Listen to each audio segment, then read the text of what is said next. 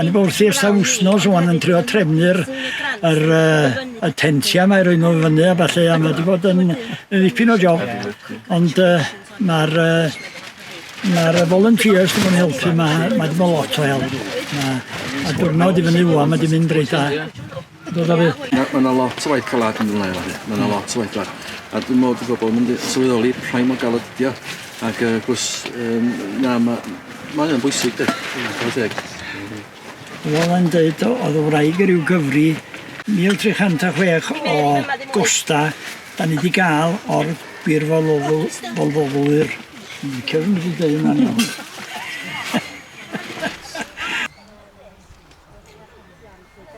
I think, I found it surprising that it's so multi-layered, that it overlaps so many different time periods. I just find it fascinating. Mae o yn mynd gymaint o'r Bronze Age, Mesolithic, Neolithic, a'r cerig yna sy'n dod ar i fi feddwl rioed swn i'n cymryd interest mewn cerig, ond mi ydw i wan, de.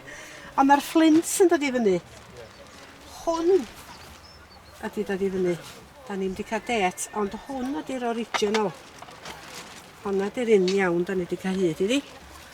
A mae yna bart o honna wedi cael ei gyrru fyny i Denmark. I gael ei deitio gweld beidio, analysio fo.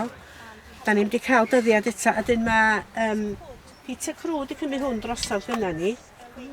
Ac mae wedi gwneud 2 replica. Dyna mae'n gallu gael o mor dyna a hwnna.